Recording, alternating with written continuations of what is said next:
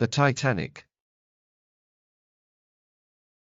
It is the 10th of April 1912. A remarkable new ship is making headlines throughout the globe. It goes by the name Titanic. The boat is getting ready to set sail on its most cherished voyage across the sea. It is traveling as far as it can from Great Britain to America. Publications refer to the Titanic. The wonder ship is like a floating palace, according to some. Restaurants, a post office, even a gym with a toy camel to ride are available on the Titanic. The largest ship the world has ever seen is the Titanic. The ship is as tall as an 11-story skyscraper and is almost 4 city blocks long. Most importantly, experts believe the Titanic is the safest ship ever built. They claim it can't sink. Why? The ship has 2 bottoms rather than 1.1 is contained within the other. The Titanic's hull is divided into 16 watertight compartments. If one compartment begins to leak, the captain can simply flip a switch. A heavy steel door will close. Water will become trapped. Water can fill 2, 3, or even 4 compartments. The Titanic will continue to float. The Titanic is also known as the rich man special. Some of the world's wealthiest people are on board the Titanic. Their tickets are more expensive than a sailor's lifetime earnings. Not all of the passengers are wealthy. Some people are really poor. They are not on vacation. They are leaving towards America in search of a new home. Finally, the big moment arrives. The Titanic is all set to sail. The beach is packed with people. Flags are flying. A band is performing. Passengers emerge from the decks. They say their goodbyes to their buddies. The engines are roaring. The ship steadily steams out of the harbor. The first voyage of the Titanic has begun. Nobody expects this to be the last. The date is April 14, 1912. The Titanic is in frigid waters near Canada's coast. It's nearly midnight. The ship is silent. The water is as smooth as glass. The air is freezing. The passengers had a delicious meal. Some of them are still up and about, playing cards. The majority of them are fast sleeping in their rooms. It's a nice night to stay inside. However, the lookout must keep an eye out for danger. He's in the crow's nest, high above the ship. He looks towards the distance. The lookout notices a shadowy shape. It's an ice mountain. And the Titanic is about to sink. An alarm is sounded by the lookout. "Iceberg straight ahead," he exclaims. A sailor is piloting the ship below. He tries to steer the ship away from him. However, it is too late. The massive iceberg rubs against the ship's side. There is a hiccup. A grinding sound. It doesn't appear to be much. Some folks are completely unaware. However, the captain rushes out of his chamber. He descends. He wants to see if the ship is damaged. Soon after, he discovers the dreadful reality. The ship was severely damaged by the iceberg. The water is flowing in. 5 of the waterproof compartments have already become inundated. And that is an excessive number. Nothing can be done at this time. It appears to be impossible. But it is correct. The Titanic will perish. The captain issues his commands. Wake up the passengers. Radio for assistance. And get the lifeboats ready. The captain is scared. He is aware that 2,227 persons are on board. There are barely enough lifeboats for 1,100 people. The passengers are unaware of this. People who come out are aware of this. People laugh and joke as they walk out onto the terrace. Some are dressed up in evening gowns, others put on life jackets over their jammies. But they are unconcerned. They continue to believe they are on a ship that cannot sink. The sailors instruct them to board the lifeboats. Women and children are prioritized. Men will only go if there is room. Many people do not wish to enter. The enormous ship appears to be very safe. The little lifeboats, however, do not. The sailors are rushing. They are aware that there is a problem. People are rushed into the lifeboats. Some are only half full, but the sailors nevertheless lower them. Many passengers are stranded far from the lifeboats. They are the underprivileged. Their rooms are located on the lower level. They are aware that there is a problem. They don't know where to go. A few try to find their way. They walk up and down the halls. Seamen assist some. Most people will simply wait below. The operator in the radio room requests assistance. Other ships respond. However, they are thousands of kilometers distant. There is one ship nearby. The Californian is its name. The Titanic is only 10 miles away on this ship. It could reach the sinking ship and save everyone in minutes. The Titanic's operator calls repeatedly. However, the Californian remains silent. It's late at night, and the radio on the ship has been switched off. No one on board hears the distress signals. The Titanic tries to communicate with the Californian. It launches rockets that resemble fireworks. The rockets are visible to the sailors on the Californian. However, they are unaware that the Titanic is in peril. As a result, they do not come. The band is performing on the Titanic. The music is upbeat. However, people are now terrified. The deck is slanted beneath their feet. The ship is becoming increasingly slanted. The lower decks are submerged. There are 2 remaining lifeboats, but the sailors are unable to free them. Hundreds and hundreds of people are still on board. And they know the end is near. An elderly couple holding hands. The woman will not abandon her spouse. One man puts on his nicest clothing. "I shall die like a gentleman," he says. Some folks dive into the freezing water. Only a handful are fortunate. They make it to a lifeboat. Lifeboat passengers row away from the Titanic. Everyone is marveling at the magnificent ship. Its lights are gleaming. The upbeat song floats across the sea. The music then changes. The band performs a hymn. One end of the massive ship slowly sinks into the sea.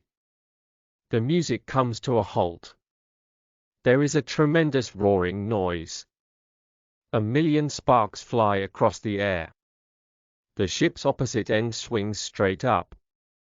For a few period, the Titanic remains pointed to the stars. Then it vanishes into the black waves. It is April 15, 2:20 a.m. The Titanic has sunk. The people on the lifeboat stare out into the darkness. The sky is littered with shooting stars. However, it is dark.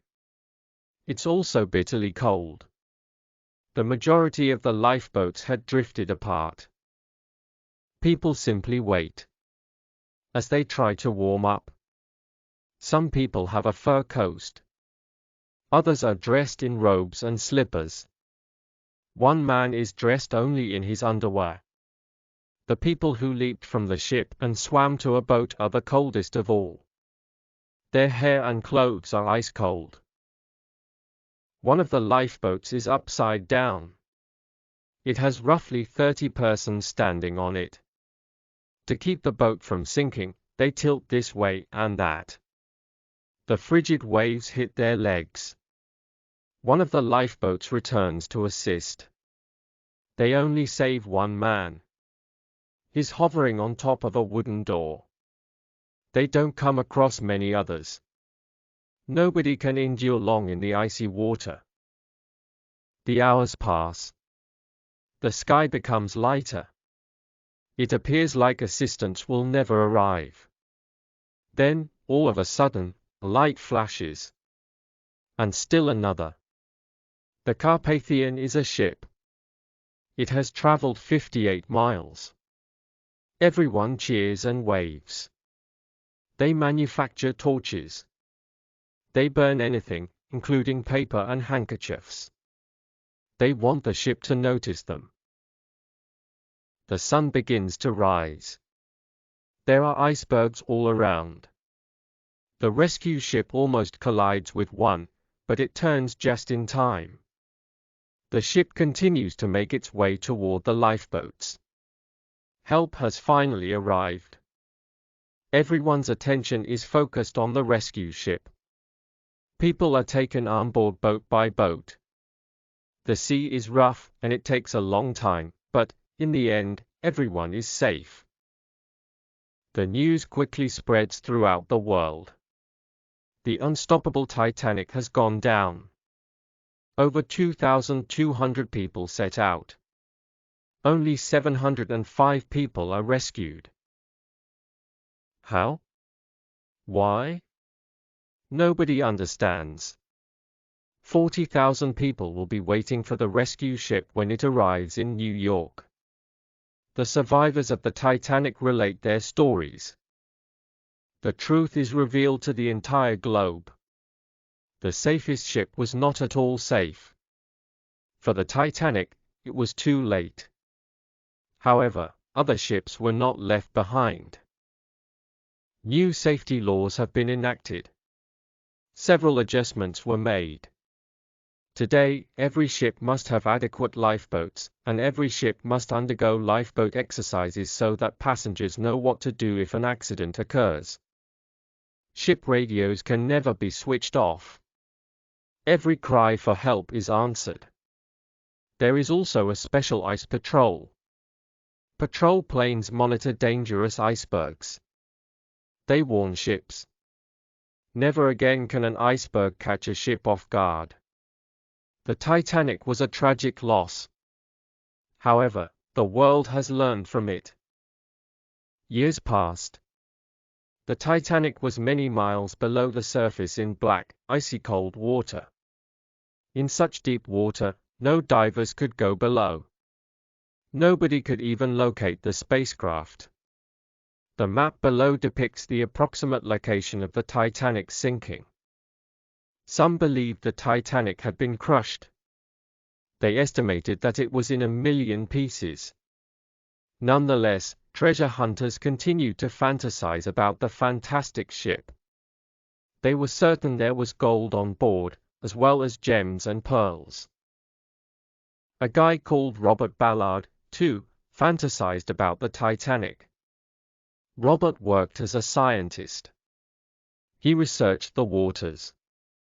Robert was employed at a well-known laboratory in Woods Hole, Massachusetts.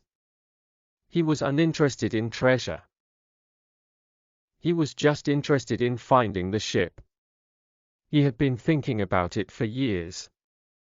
Robert had a unique innovation. It was some sort of underwater robot. Argo was its name. Argo had the ability to dive quite deep. It was outfitted with lights and a video camera. It could glide across the ocean floor. It was capable of taking underwater video photos. It could even beam them to television screens on a ship. Robert researched the Titanic extensively. He studied maps and photographs. He was finally prepared. He felt he knew where the mysterious ship was. Robert sailed north to Newfoundland in the summer of 1985. He traveled with a group of scientists. He brought Argo along with them. Argo was sent on a hunt by Robert. He wasn't even required to get his feet wet. He did, however, have to do a lot of watching. It was the same for days. He saw sand, sand, and more sand. Finally, something different appeared on the screen. Was it a boat? It was, indeed. A massive ship. The other scientists began to applaud. They had completed the task. They had discovered the Titanic. Robert couldn't believe what he was seeing. It was as though I had seen a ghost. The Titanic was lying on the ocean floor. It had disintegrated. But Robert could see how lovely everything was still. Robert saw more and more of the ship as the days passed. He noticed the crow's nest, which is where the lookout first seen the iceberg. A lovely glass window lay in the sand. The ship's massive anchors were present. There were bottles of wine all over the place, as well as suitcases. It was incredible. It was made of sand. So many people had embarked on the journey. So few people had returned. Finally, Robert returned home. He kept the location of the Titanic a secret from everyone. He hoped the ship would remain just how it was. He didn't want treasure seekers coming in to pillage it. Robert wished to return to the Titanic. And he did so a year later. He landed a miniature submarine on the Titanic's deck. He dispatched a robot into the ship. Nothing was taken by Robert. He did, however, leave something behind.